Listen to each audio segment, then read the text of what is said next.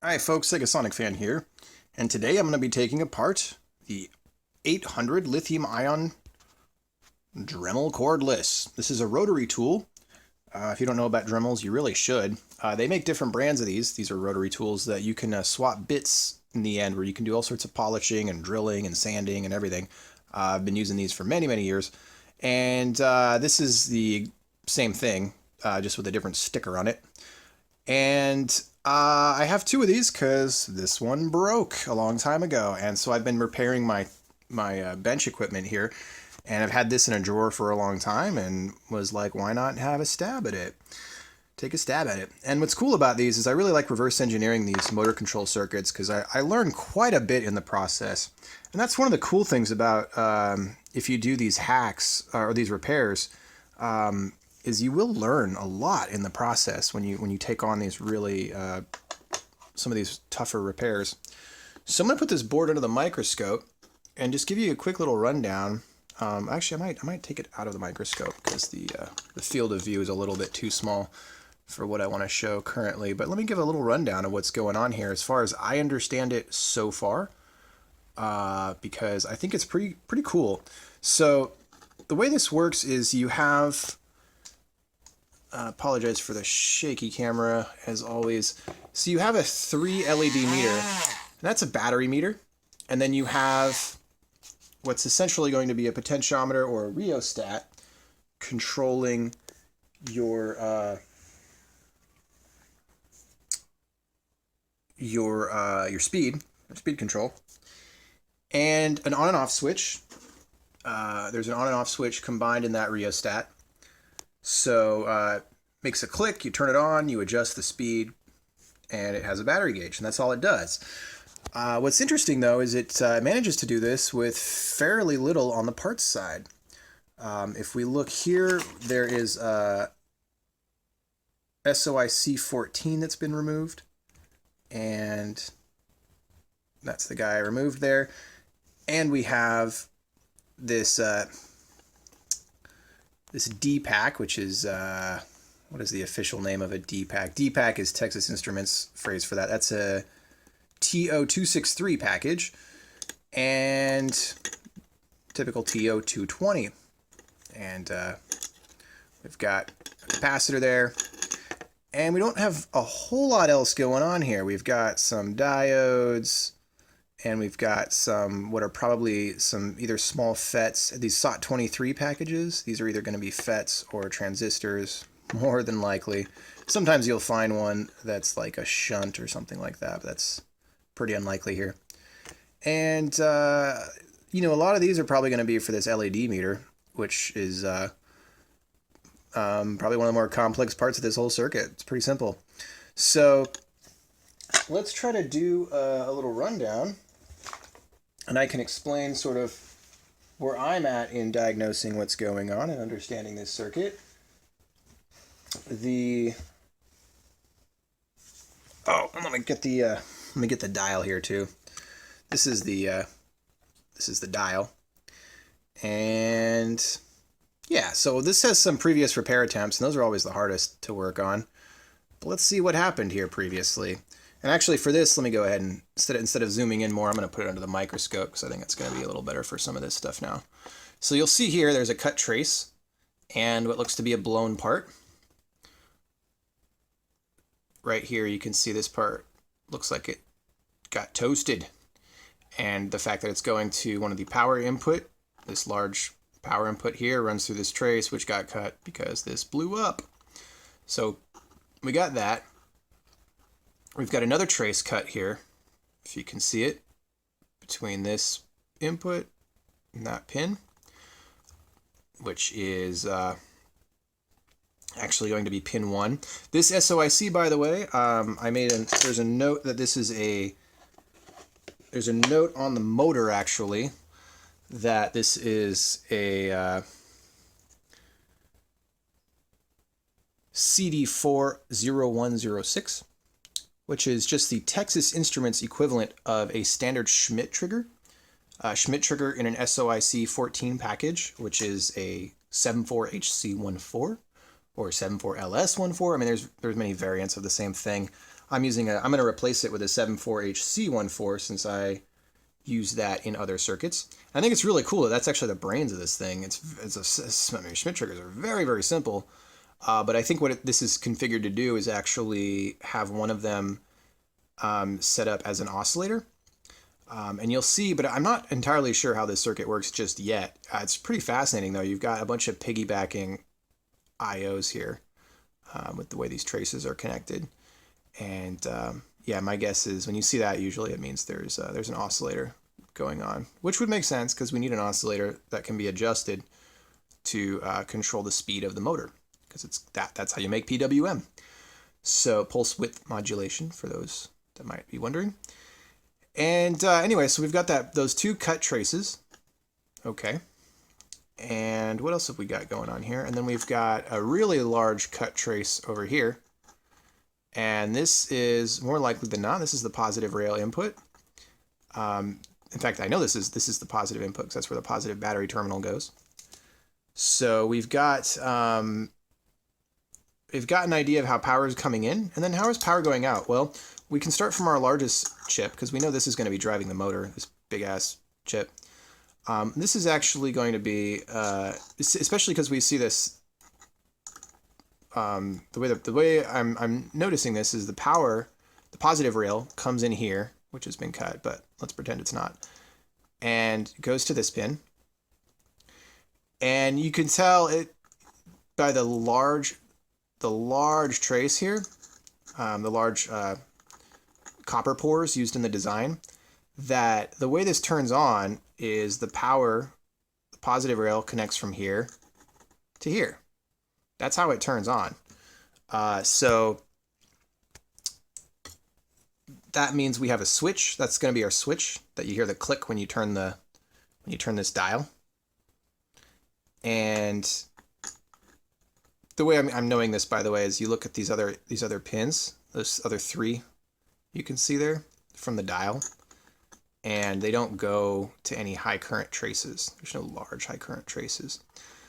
And also, we know this is being driven by an N-channel FET because if you look up that part number and you know a little bit about N-channel FETs, they're almost always used as the primary motor driver. N-channel FETs are always cheaper than P-channel FETs for the equivalent circuit just because of how they're manufactured.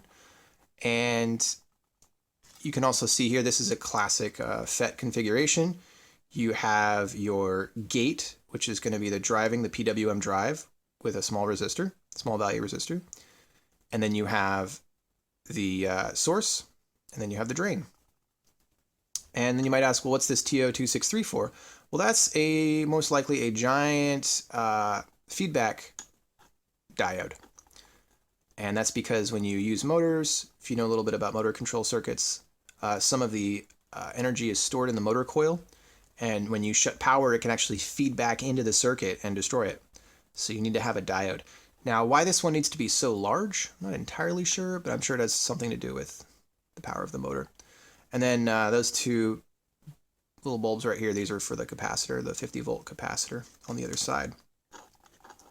So that gives us a basic rundown. How is this thing working? Well, you short the power rails, through the switch, which, by the way, is going to short...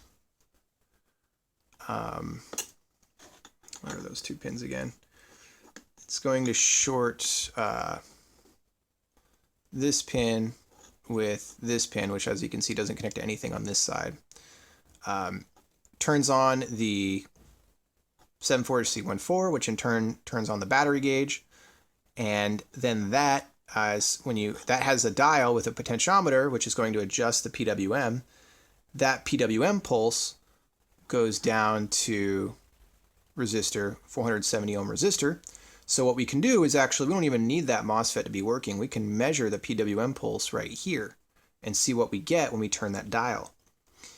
And that'll be a really good place to start. We don't have to plug in the motor. We can have it all on the bench really neatly. Easy to test. Now, one unfortunate scenario here is this dial appears to be broken. Not super shocking given how much abuse this has taken. It is a pretty interesting dial, though. I just want to point out. I kind of like what they did here. It's pretty rugged too, I might add. For the other ones lasted a long time. They took a, like a general through-hole large potentiometer and then stuck this custom molded blue piece through the center, and then just kind of melted it a little bit into the center, which is cool, but it's going to make it real hard to remove, if I even can. The reason why I'd want to remove it is, well, the actual potentiometer is fine. There's nothing wrong with it. But the switching on mechanism, which, by the way, from what I figured looking at the PC board layout, because you can't really see how it, you can't really see the circuit. This pin is supposed to connect to that pin when the dial is turned. But I get nothing. That's a theory, but that's a pretty strong theory. I can test that, of course, by connecting those 2 points when I plug in a bench supply. But that's my working theory, because you got to have something. There's a click. You can hear the click when you turn it, and there's got to be a way that this is turning on the circuit. And so far, right now, as it stands, this does not short any contacts at any point, except for the rheostat potentiometer, which I guess I should be calling it a rheostat, because that's what it is. So yeah, gonna dig into this more, see if I can fix it, and post a video of it all working, hopefully later. And if I really need to, by the way, I recommend against this if you can avoid it, but I could always take this one apart and take some measurements. But I'm actually trying to learn this without doing that, because A, I don't want to take apart my working one, and B, it's kind of fun. You get to be a little bit of a Sherlock Holmes and learn this very, very interesting circuit. And if I get this all working and I like this enough, I might even duplicate this circuit myself on a PCB eventually, because it's small, it's compact, it doesn't require a microcontroller, it's got this nice battery gauge. I mean, it's a kick-ass circuit, I gotta say. I really like it. Good job, Dremel. And I don't really fault them for this being broken. This thing took super, super tons of abuse. Has this hole drilled in here because I think it was actually originally a display model as well at the store. This has had a hard life, and it's of no fault of the manufacturer that somebody abused the crap out of it. So yeah, I'll post back, folks. So I've got this dial taken apart, which I was really lucky I was able to be able to do that. The trick, by the way, was breaking off the melted plastic that was around the potentiometer, which sits in like so. And fortunately, it does come out. I was really worried this whole thing was sealed, but that pops right out. And the way this works is actually pretty cool and pretty straightforward. The tip of the shaft actually turns the potentiometer, but then further down towards the base, it actually turns this guide ring, this plastic guide ring here.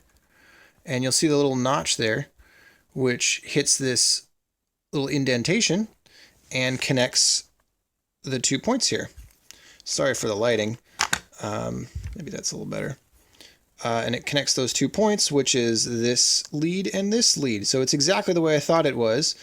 And those points are supposed to be connected, and they were not. So it's a good thing I'm taking this apart. I'm going to try to fix it and continue on from there. The other thing that I'm finding out, if my suspicions are correct, is that our broken SOT23 part, which was right here where the cut trace was, and it looked burnt, is actually going to be a pair of Zener diodes, from what I understand, because I did a little bit of digging, hoping that's correct, but I'll do a little more searching.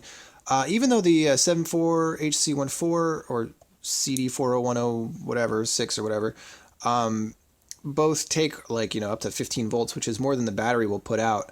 I do believe the Zener diode was used to create a 5-volt or low voltage source, and also maybe a reference voltage for the battery gauge as well. So I'll look into that and might actually just hook up 5 volts on the bench supply, see what I get. But in the meantime, I got to fix this power connector as well, the on switch. Okay, so I found out how this switch broke, and I'm going to try to point it out. The oof, that light doesn't work too well now, does it? These are the two contacts that obviously make connection to power it on.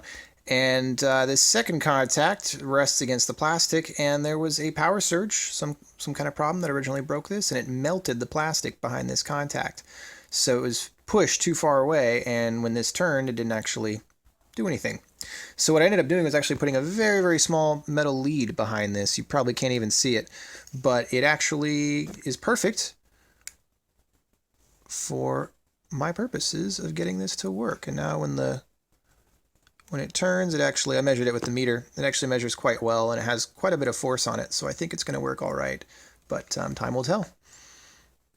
All right, folks, Sega Sonic Fan here with what should be the last part of this Dremel 800 10.8 volt lithium-ion repair video.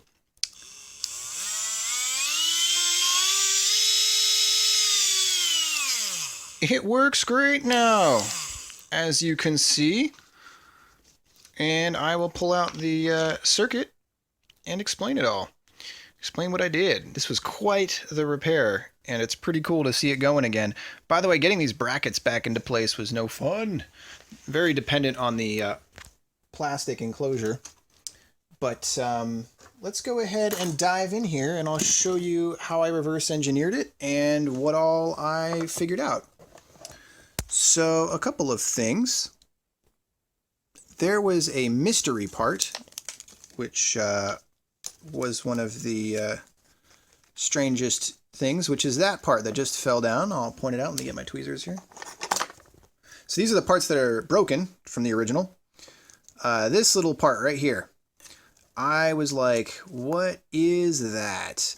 I almost wondered if it was a cooked diode, because it's an SOD80 package, much like these diodes. And you can see the stripe there, and when things cook, they do turn black sometimes. And we know that this cooked because the on and off switch that's built into the dial stopped working because the plastic actually melted. So what happened here? It's hard to believe that this is even the same circuit. Sorry, let me rotate the camera back. Apologize for the shakiness. So yeah, hard to believe this is the same circuit. This is a 74HC14. And let me just say, there's two versions of this board for the same drill, depending on which year you bought this. This is the older version, I believe. This is a 7414 Schmidt trigger. And there are 3 points for a potentiometer. This point, and this point. It's a 250K potentiometer, I believe, which is the dial. The dial is a potentiometer and an on and off switch. So those 3 points are the potentiometer. This is the common point, by the way, going to pin 1.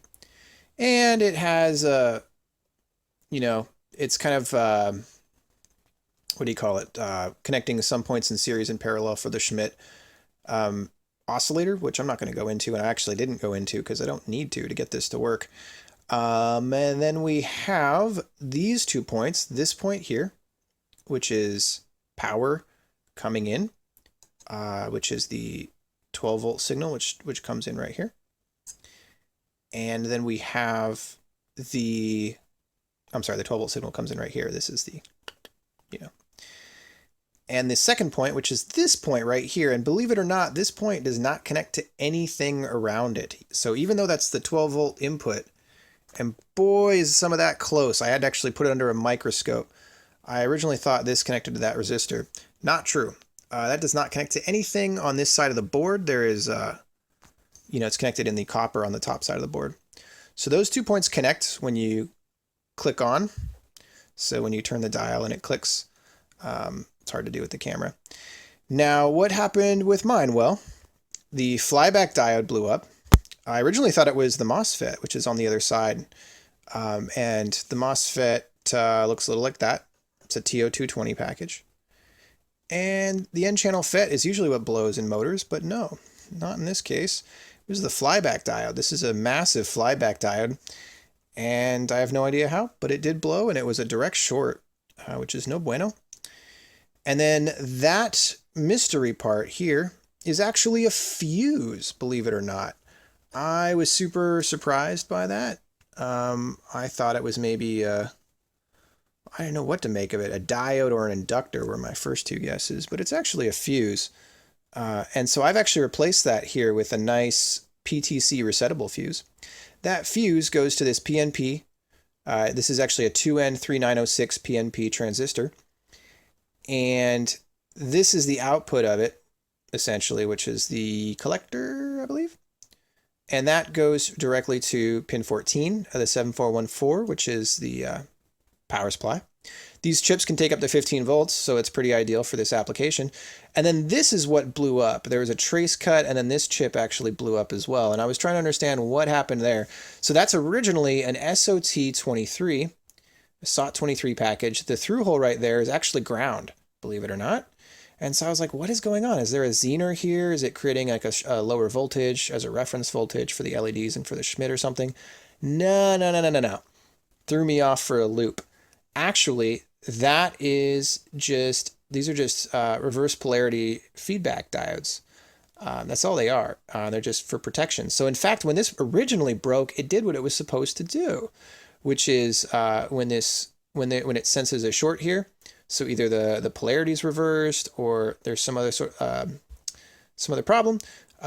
These diodes, because one of them goes to this part up here in the circuit, which is the Schmidt trigger and the LED, and then this bottom one, this one on the left, comes from the fuse part here for the PNP to switch on. So when this shorts, it's supposed to blow the fuse. It's actually what it's supposed to do. So it did what it was supposed to do, except when it blew up and it shorted the fuse, I didn't know what was going on because I didn't know that was a fuse.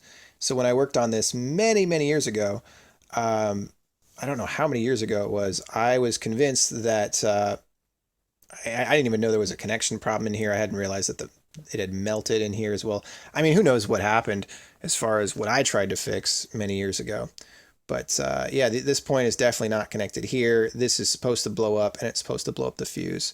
And what I really just needed to do back in the day was replace this, and this, and not be cutting traces and such, which I did instead and did some jerry-rigging. But now it's all good to go.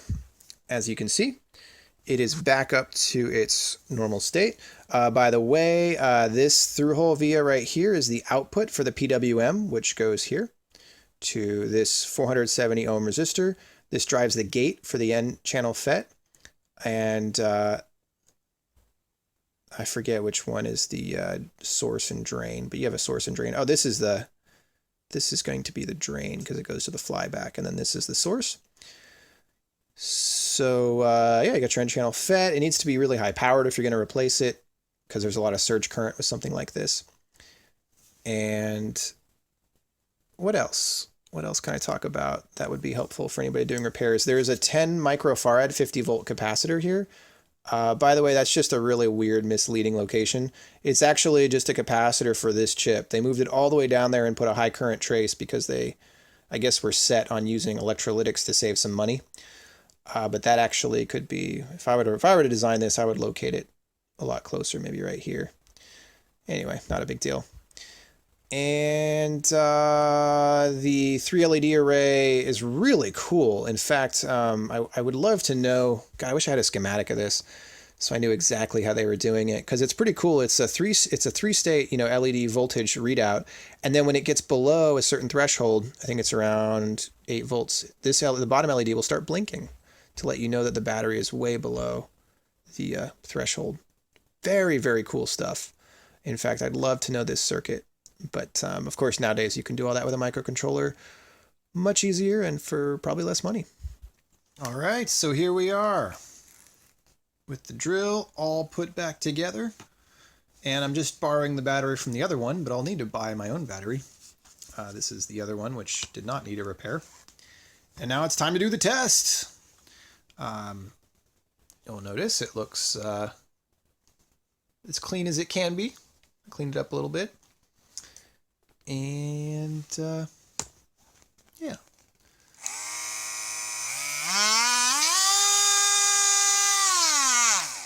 Now before I drill something, I'm going to put on some eye protection. Always wear eye protection that goes all the way around. You can really mess yourself up not doing that. I almost went blind in one of my eyes because I didn't do that. So yeah, make sure to wear eye protection, folks. And let's do the test now.